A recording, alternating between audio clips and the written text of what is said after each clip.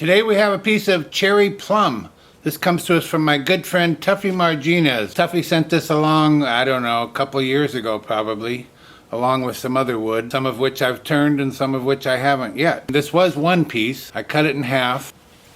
Here's the other piece, kind of a twin. But I've elected to turn this one today. I love Cherry Plum. It's a difficult turning, a very hard wood, heavy, but it's so beautiful. So beautiful when it's got a finish on it. Now I'm not going to touch the outside of this much, if at all. Probably not at all, really. I'm going to take this over to the drill press. I'm going to drill a hole here in the center, a flat bottom hole for my chuck jaws to set against. In the middle of that, I'm going to drill a hole for my woodworm screw. We'll get this mounted up on the lathe and get to turning.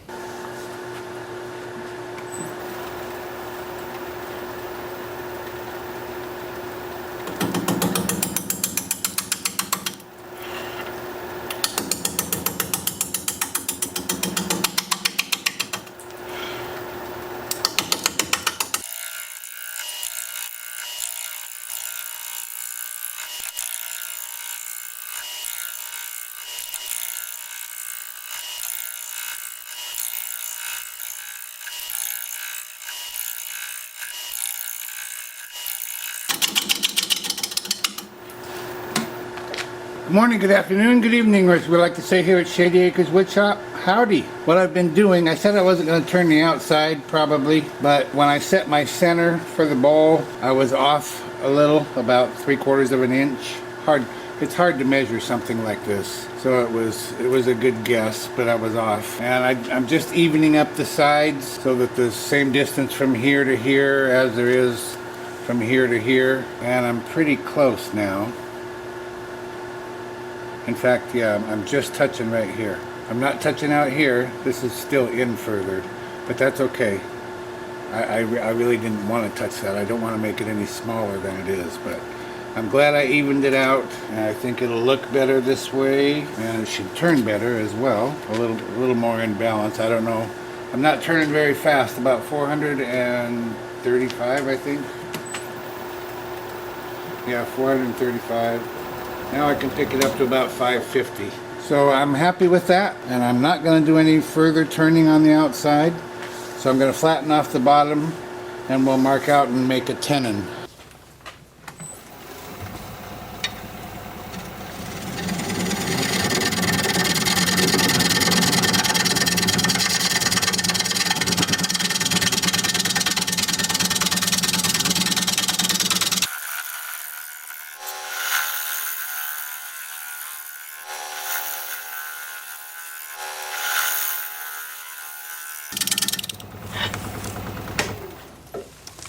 See if we got it flat. Nope.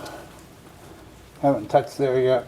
I'm going to start coming back in this way to set up a base for this to set on. So we'll try and take care of it that way. I'm also gently tapering this outer edge up so that when the piece is setting on a table, you can get your fingers under it to lift it up. Wow. A lot of vibration. I don't know why. About 530 RPM.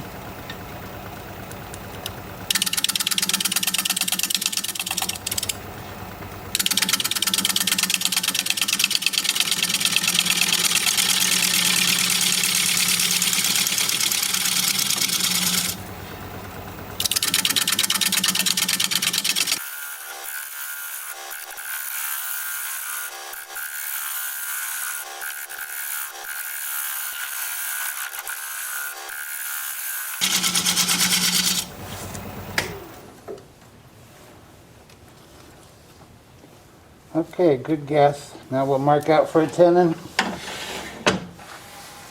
I find it easiest just to use my live center and a pencil for that.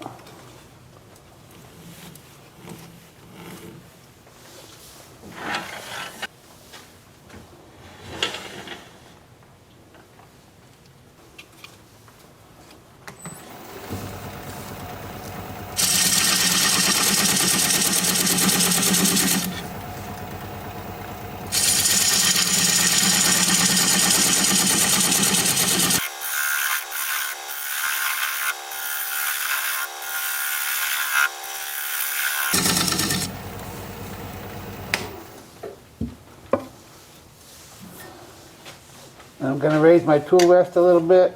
And I'm going to use this diamond point tool to square up the sides of the tenon.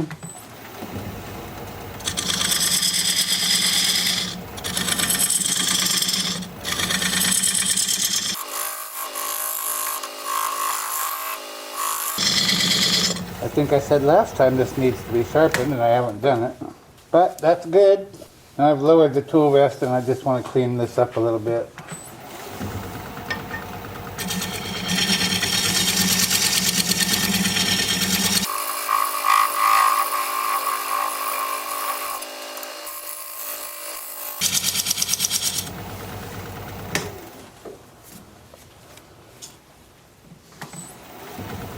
A little shear scraping on the outside here.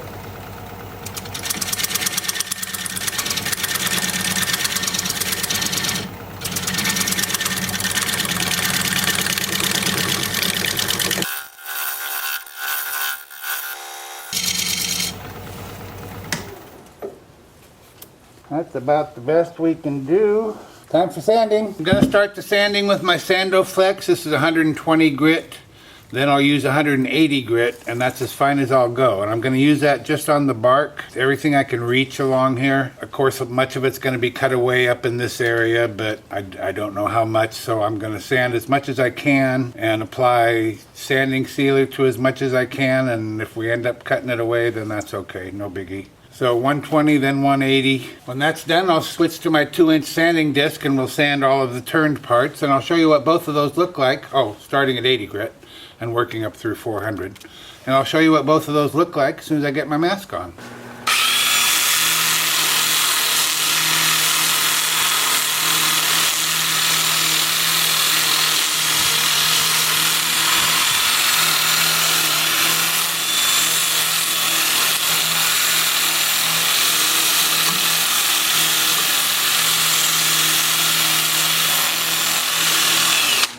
And that's just a sample. I'll do a whole lot more of that. But what that does is it smooths it out and it cleans it up, makes it feel good, but it doesn't change how it looks. And I just love that about it. And then with the piece spinning in reverse at about 400 RPM,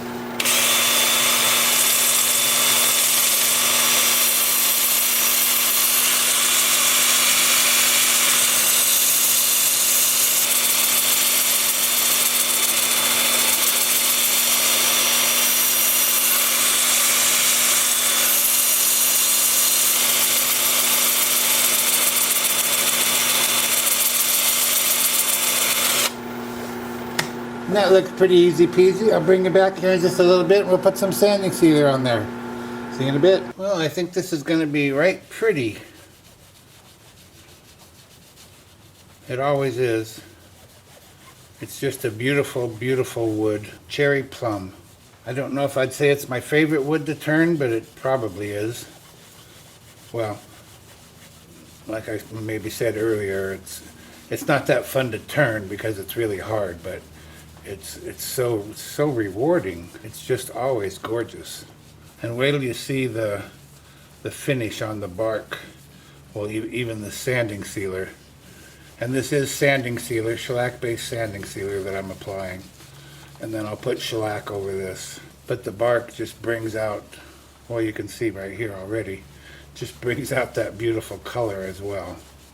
Okay, a lot of this is going to take brushing.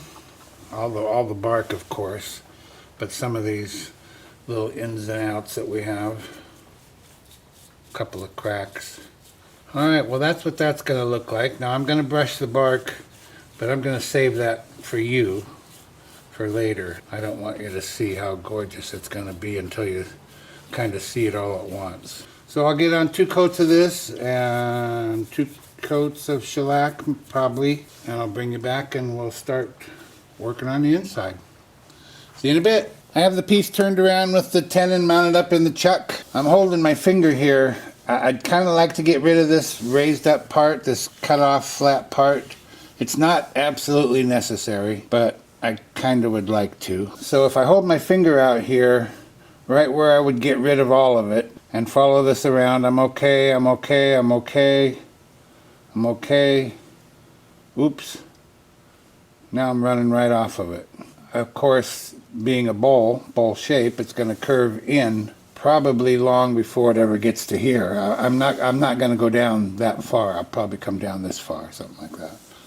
So it's probably okay, but once I've made the commitment to cut here, then I'm cutting here. No changing it. So that's kind of what I'm deciding right now. I might start in here, but the problem is this is the only thing hitting the gouge right here, just this raised up part. Not hitting anything over here.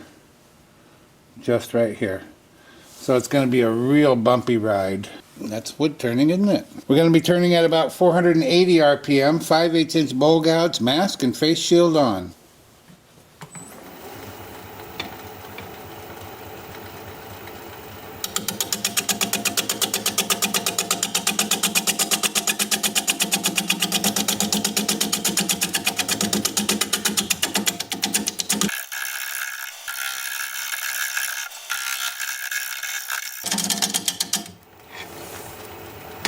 I can't really see that, so I'm stopping to take a look at where I am. Well, see, now I can see that a little bit left right here doesn't look bad at all. I'm just barely inside of it, about 1/4 inch, but that doesn't bother me. I think I'll go with that for a little while.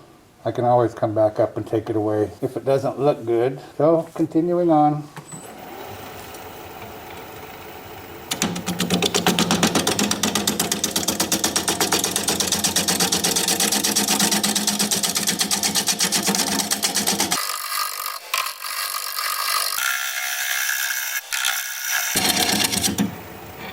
Well, dang it. See, already I've run out of room with the tailstock here. I just can't, the handle of my gouge is hitting the tailstock. Okay, well, no more tailstock. Well, now I see I got a pretty good crack in here.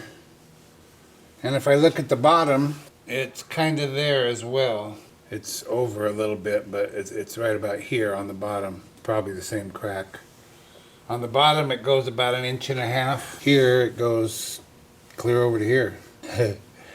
I'm hoping that doesn't break off. That would just break my heart. I've got a beautiful, beautiful finish on the bottom here and a lot of time invested in the sanding. But it is what it is. Let's get back at it.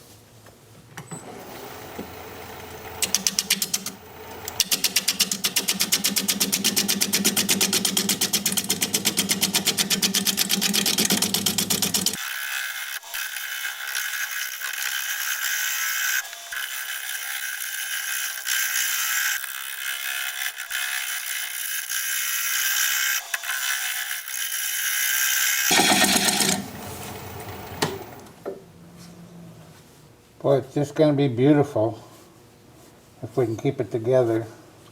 I'm going to try and do a little shear cut right here, a little shear scraping. See if I can't clean that up just a little bit.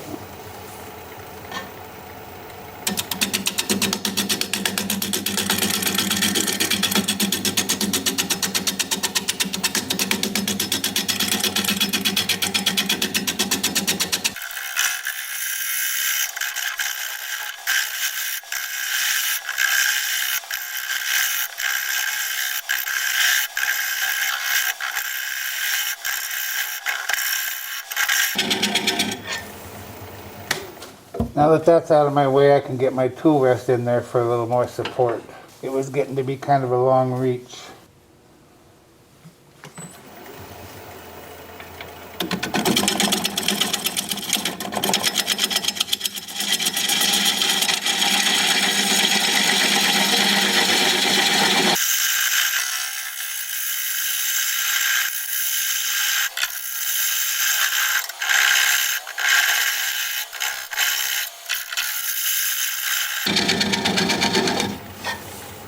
How's that crack looking? Oh, it's still there. Getting thinner. Looks like that's a branch that was coming off of there, so that's the pith of the branch. But I feel better. I feel more like it's going to stick with us. Can't come out this way much more. The rest of it looks good.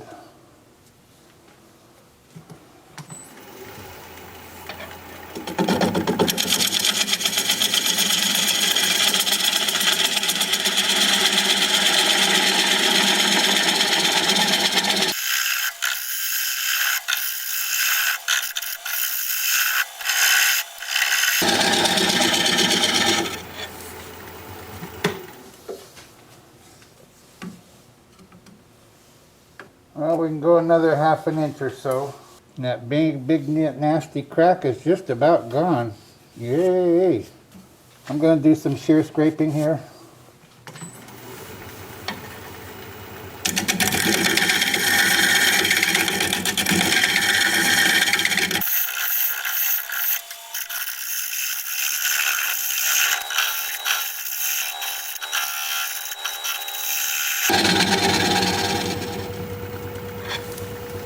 Okay, I think that's as far as we better go.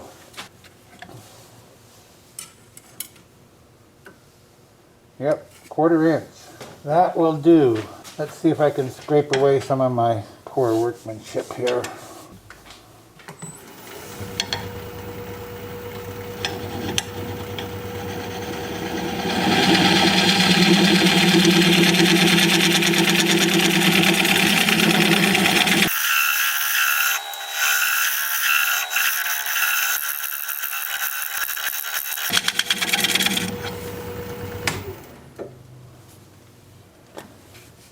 Okay, time for sanding. I'm pooped. I'm going to start sanding at 80 grit with my 2-inch disc sander. I'm going to sand up through 400 grit. I'll have the lathe spinning forward at about 350, and I'll alternate between forward and reverse. And I'll show you what that looks like as soon as I get my mask on.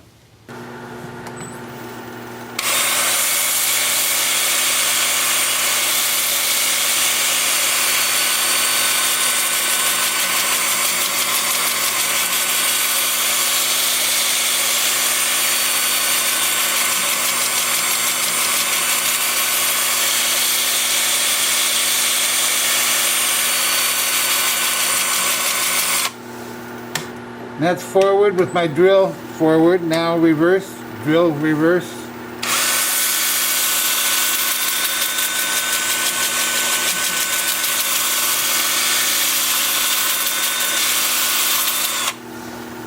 That looks like that's going to be pretty easy peasy. I'm going to go ahead and put the sanding sealer and shellac on so that you get the full effect when it's all done. I'll bring you back here in a little bit and we'll take the tenon off. See you in a bit. The time has come and you're going to love this thing, I hope. I love it. I love it to pieces. I've got a block of wood mounted up in my chuck. I'm going to place a non-slip cloth over that and bring up the bowl. And bring up my tailstock. I still have that center hole there, so I'll just drive my live center into that. Apply a little pressure and bring up the tool rest. We'll spin the piece up, see if it's running true. And it is. I'm going to turn the speed up to about 500 RPM. I'm going to grab a 3/8 inch bowl gouge and commence removing that tenon.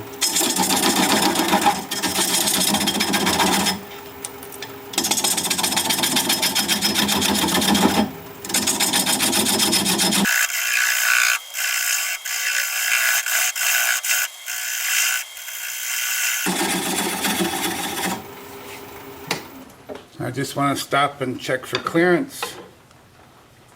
If I can find a place to do that. Here we go. And we have good clearance. So I'll just keep working it away.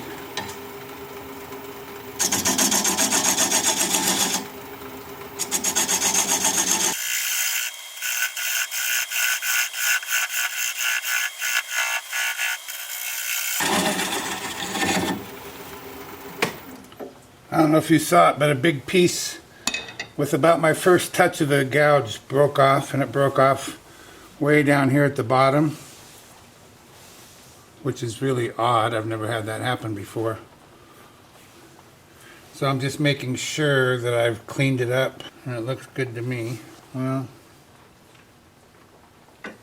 I'll get a little tiny bit better.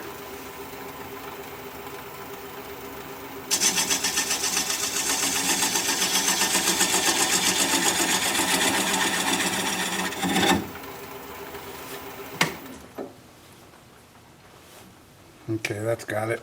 And now that's quite small, so I want to get a little bit closer here and a little bit higher. And I'm going to switch to a 3/8 inch swept back bowl gouge so that I can get in there closer and tighter. And I'm going to turn the speed down to about 200 RPM. And I'm going to apply the bevel of the gouge against the bottom of the bowl. Right hand on the gouge, left hand on the switch. And when the little nub stops turning, we'll know we're through.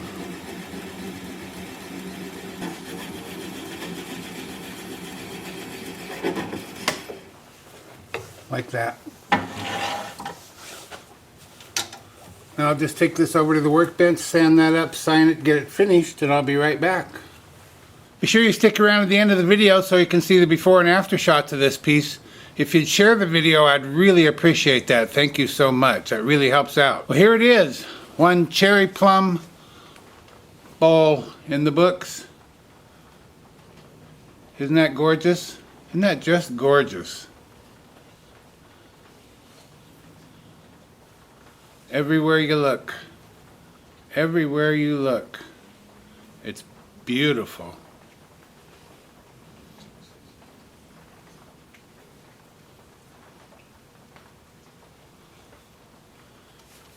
Even the bottom is beautiful.